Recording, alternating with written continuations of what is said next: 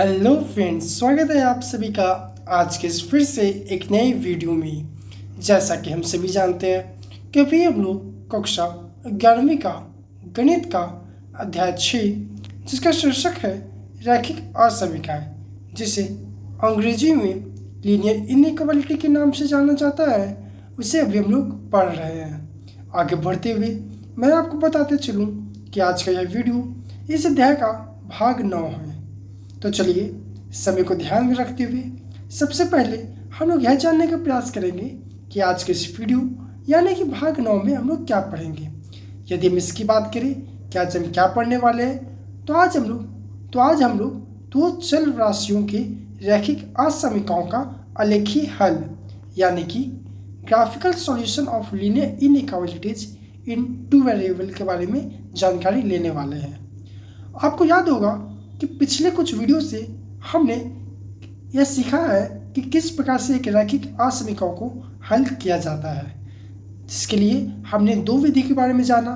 पहला प्रयास और भूल विधि, और दूसरा हमने एक नया मेथड के बारे में जाना, नया विधि के बारे में जाना, जिसमें हम लोग थोड़ा सा लास्ट में प्रयास और भूल विधि का मदद लेते हैं। और मैं उम्मीद करता हूँ कि यदि आप वो दोनों विधि का वीडियो आपने देखा होगा तो आपको यह समझ में आ गया होगा कि किस प्रकार से हम लोग एक रैखिक असमीकाओं को सॉल्व किया करते हैं, यानी कि उसका हल निकाला करते हैं। इसी चैप्टर में यानी इसी अध्याय में आपको एक और टॉपिक के बारे में पढ़ना है, वो है जिसके बारे में आज हम चर्चा करेंगे, वह है दो चर राशियों के रैखिक असमीकाओं का आलेखी हल।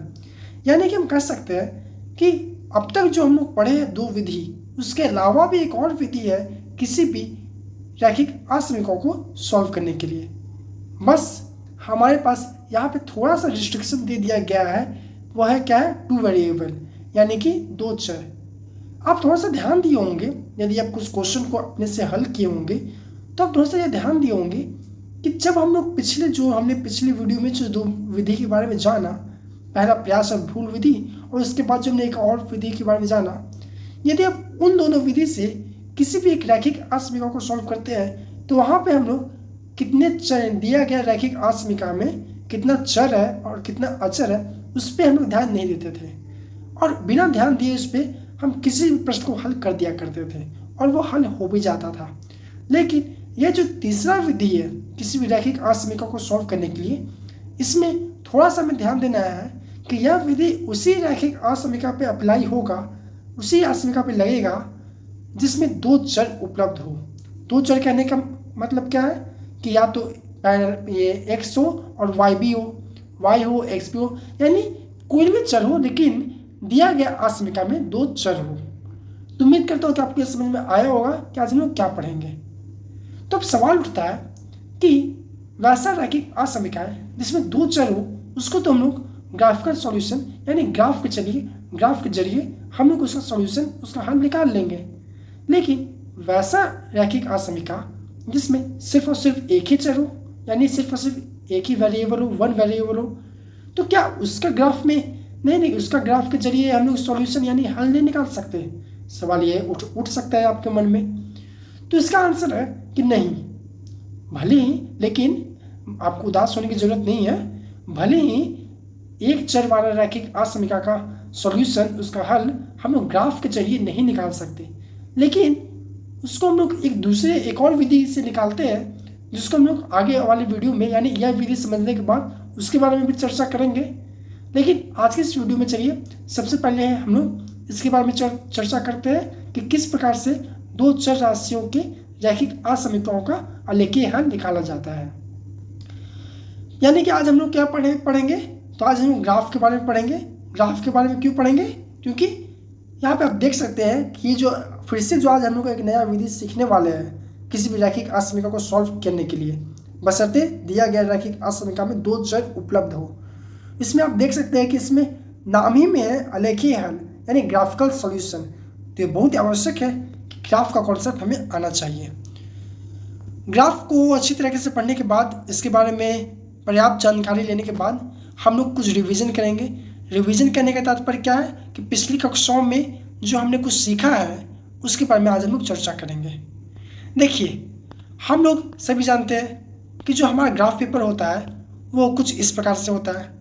अब यदि मैं इस पे दो लाइन कुछ इस प्रकार से खींच दूँ, यानी कि एक वर्टिकल लाइन और एक हॉरिजॉन्टल लाइन, तो ये दोनों लाइन का क्या नाम हम लोग देते थे? ये सब हम पिछले कक्षाओं में करते आ रहे हैं। इनफैक्ट ये सारा चीज़ एक बेसिक है किसी भी ग्राफ पेपर का। तो यहाँ पे वर्टिकल लाइन का नाम हम लोग वाई एक्सिस देते थे और हॉरिजॉन्टल लाइन का नाम हम लोग एक्स एक्सिस देते थे। अब ये जो पूरा ये बना उसको हम लोग क्या कहते थे? तल कहते थे। तल यानी प्लेन कहते थे। और ये जहाँ पे वैसा प्लेन वैसा तल जहाँ पर दो एक्सिस हो, एक्स और वाई एक्सिस हो, उसको हम लोग क्या करते थे? तो आपको याद हो, वैसा प्लेन को हम लोग जहाँ पे दो एक्सिस हो उसको हम लोग क्या कहते थे? तो उसको हम लोग कार्तीय तल यानी कि कार्टेशियन प्लेन कहते थे। यहाँ तक हम सभी को पिछली कक्षाओं से आता था। अब यहाँ पे मैं आपको कुछ कॉन्सेप्ट सिखाने वाला हूँ, कुछ ऑब्जर्वेशन दिखाने वाला हूँ, जो कि आप ध्यान से देखो। और वह जो मैं अभी दिखाऊंगा आपको वह बहुत ही महत्वपूर्ण है, क्योंकि उसका बहुत यूज आने वाला है इस वाले विधि में, इसलिए थोड़ा सा ध्यान से पढ़ें। देखिए यहाँ पे आपके पास एक कार्तीय तल दिया गया है, यानी नॉर्मली देखिए आपके पास एक ग्राफ पेपर दिया गया है आपके स्क्रीन पे, और दो एक्सिस दिया गया है, एक एक्स और एक वाई एक्सिस। अब यदि मैं आपको बोलूँ या मैं कहूँ आपको कि मैं इस कार्तीय तल में कहीं भी रैंडमली, कहीं भी अपने मन से किसी भी प्रकार का एक रेखा खींच दूँ, किसी भी प्रकार का, मान लीजिए हम आप ऐसे कोई भी एक रेखा खींच दिए, बशर्ते वो रेखा सीधा होना चाहिए। सीधा करने का तात्पर्य यह है कि जिगजैग नहीं होना चाहिए, ऐसा नहीं होना चाहिए। तो यदि मैं कहीं भी इस कार्तीय तल में कोई भी ऐसे एक रेखा खींच दिया मैंने, तो जैसे मैंने ये रेखा खींचा, आप क्या ऑब्जर्व किए कि ये जो कार्तीय तल जो पहले था और रेखा खींचने के बाद जो बना, दोनों में डिफरेंस क्या है? थोड़ा सा वीडियो पॉज कीजिए और इसे समझने का प्रयास कीजिए। इनफैक्ट इसे ऑब्जर्व कीजिए कि रेखा खींचने के पहले और रेखा खींचने के बाद कार्तीय तल में क्या चेंजेस आया, क्या डिफरेंस आया। यदि आप ध्यान दिए होंगे तो यानी कि यहाँ पे आप देखिए, यदि हम कुछ इस प्रकार से लाइन खींच देते हैं तो आप ये ऑब्जर्व कर सकते हैं कि कोई भी लाइन यदि हम कोई भी रेखा यदि हम कार्तीय तल में खींचते हैं तो वह पूरे कार्तीय तल को दो भाग में डिवाइड कर देता है, यानी दो भाग में बांट देता है। भले ही वह भाग आपस में इक्वल हो या ना हो, इससे कोई मतलब नहीं, लेकिन जैसे ही हम लोग कोई भी रेखा किसी भी कार्तीय तल में खींचते हैं तो वह उस कार्तीय तल को दो भाग में डिवाइड कर देता है। इससे और यदि आप फील लेना चाहते हैं तो आप इस लाइन को और एक्सटेंड कर सकते हैं। फॉर एग्जांपल ये जो लाइन दिया गया है इसको आप ऐसे कर दीजिए, इसको आप कुछ इस प्रकार ऐसे कर दीजिए। तो अब देखिए कि जो पूरा कार्तीय तल था ये हमारा दो भाग में हो गया, पहला भाग ये और दूसरा भाग ये। और इसी ऑब्जर्वेशन को कुछ इस प्रकार से लिख दिया जाता है कि जो इस तरफ वाला भाग हुआ उसको हम लोग कहते हैं निचला अर्ध तल, और जो इस तरफ का वाला भाग हुआ उसको हम लोग क्या कहते हैं? ऊपरी अर्ध तल। ऊपरी अर्ध तल को दूसरा 2 से दिखाते हैं, यानी ये इसको दूसरा भाग कहते हैं, और निचला अर्ध तल को हम लोग पहला भाग कहते हैं। यानी कि उसको और आसान शब्दों में समझे तो रेखा के ऊपर वाले भाग को हम लोग ऊपरी अर्ध तल कहेंगे, और ऊपरी अर्ध तल हमेशा दूसरा भाग रहेगा, और रेखा के नीचे वाले भाग को हम लोग निचला अर्ध तल कहेंगे, और निचला अर्ध तल हमेशा पहला भाग होगा। तो यहाँ तक आपको समझ में आ गया। ये सब आपको समझ में आएगा कि इसका यूज कहाँ पर है जब हम जैसे जैसे इस विधि को और आगे ले जाएंगे। यहाँ तक आपको समझ में आ गया कि जैसे ही कोई भी रेखा खींचते हैं तो यह दिए गए कार्तीय तल को दो भाग में डिवाइड कर देता है, एक ऊपरी अर्ध तल और एक निचला अर्ध तल। उसी प्रकार से अब यहाँ पे एक और मैंने आपको केस बताया कि पहले हम लोग यहाँ पर लाइन खींचे थे, इस बार हमने यहाँ पे एक रेखा खींच दिया। तो यहाँ पे भी जैसे हम लोग रेखा खींचे तो रेखा का ऊपर वाला पार्ट क्या हो गया? ऊपरी अर्ध तल, जिसको हम लोग भाग 2 से दर्शा रहे हैं। और उसी प्रकार से रेखा का निचला वाला भाग क्या हो गया? निचला अर्ध तल, जिससे हम लोग भाग 1 से दर्शा रहे हैं। अब यदि मैं बोलूँ, एक रिस्ट्रिक्शन डाल दूँ मैं आपको कि अब आपको कार्तीय तल में सिर्फ और सिर्फ वर्टिकल रेखा ही खींचनी है, यानी कि सीधी रेखा ही खींचनी है। तो अब क्या डिफरेंस, यानी क्या आप ऑब्जर्वेशन पाते हो? यदि आप देखिए, यदि हम एक काती तल में सिर्फ एक सीधी रेखा खींचते हैं यानी वर्टिकल लाइन खींचते हैं तो हम ये पाते हैं कि यह लाइन भी दिए गए काती तल को दो पार्ट में डिवाइड करता है, लेकिन इस बार वह जो दो पार्ट में डिवाइड करता है उसका नाम दूसरा होता है। एक भाग को हम लोग दायां अर्थतल कहते हैं यानी जो दायां साइड हो रेखा के, जिसको हम लोग दूसरा भाग कहेंगे, और जो हमारा रेखा का बायां साइड हो उसको हम लोग क्या कहेंगे, बायां अर्थतल, और इसको हम लोग दूसरे भाग से दर्शाएंगे। तो उम्मीद करता हूँ कि आपको यह समझ में आया होगा कि एक कार्तीय तल में यदि हम लोग एक वर्टिकल लाइन ड्रा करेंगे, खींचेंगे, तो वह दिए गए कार्तीय तल को दाएं अर्थतल और बाएं अर्थतल में बांटेगा।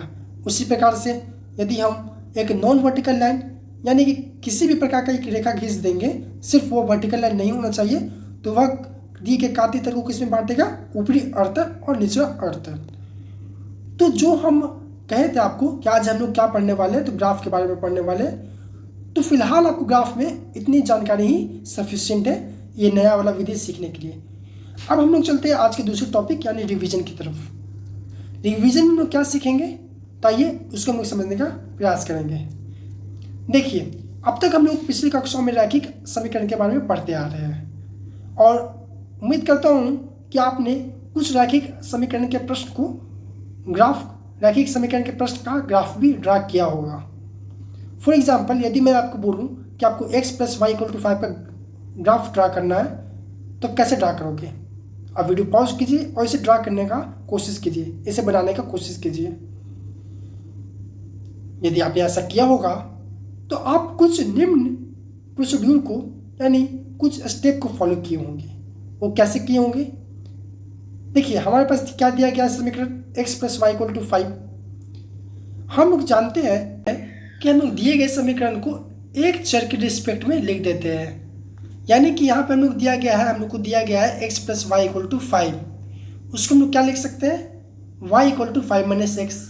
अब जैसे ही हम लोग ऐसे लिख देते हैं तो उसके बाद हम लोग डिफरेंट x के वैल्यू के लिए, डिफरेंट अलग अलग x के मान के लिए हम लोग y का मान निकाल लेते हैं एक छोटा सा टेबल बना के। और उसके बाद ये जो टेबल बना हमारे पास, जो कि स्क्रीन पर आपको दिख रहा है, उसको हम लोग ग्राफ पेपर पे प्लॉट कर देते हैं और दिए गए पॉइंट को, जो भी बिंदु हमें मिला, उसको हम लोग मिला देते हैं और हमारा जो हमें पूछ रहा था कि दिया गया समीकरण का ग्राफ क्या होगा, वो हमें निकल जाता है। फॉर एग्जाम्पल, यहाँ पे जैसे ही हम लोग दिए गए समीकरण को y = 5 - x लिखे और उसका हम लोग एक टेबल बना, तो वो कुछ इस प्रकार से बना। और यहाँ पर टेबल में जो बिंदु हमें मिला, x और y का जो वैल्यू मिला, उसको हम लोग जैसे ही ग्राफ पेपर पे प्लॉट करेंगे तो वो हमारा कुछ इस प्रकार से, और वो बिंदु को जैसे हम लोग प्लॉट करेंगे और उसको मिलाएंगे तो वह कुछ हमारा इस प्रकार से रेखा देगा। यानी कि जो स्क्रीन पे आपको रेखा दिख रहा है, वह रेखा इस वाले समीकरण यानी x + y = 5 का है।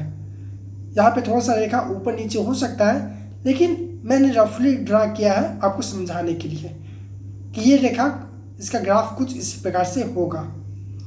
एक बात आप लोग और ध्यान दिए होंगे पिछली कक्षाओं में, और यह सीखे होंगे कि रैखिक समीकरण का ग्राफ जो होता है, किसी भी प्रश्न का किसी भी प्रश्न हो, कोई भी प्रश्न हो रैखिक समीकरण का, उसका जो ग्राफ होता है वो हमेशा, वो सदैव एक स्ट्रेट लाइन ही होता है।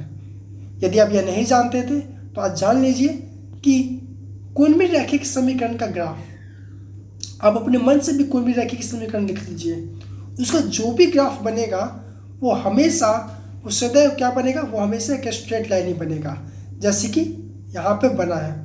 अब वो भले ही ये स्ट्रेट लाइन ऐसा ना बने, वो ऐसा बने, ऐसा बने, ऐसा बने, कैसा भी बने, लेकिन वो हमेशा एक स्ट्रेट लाइन ही बनेगा।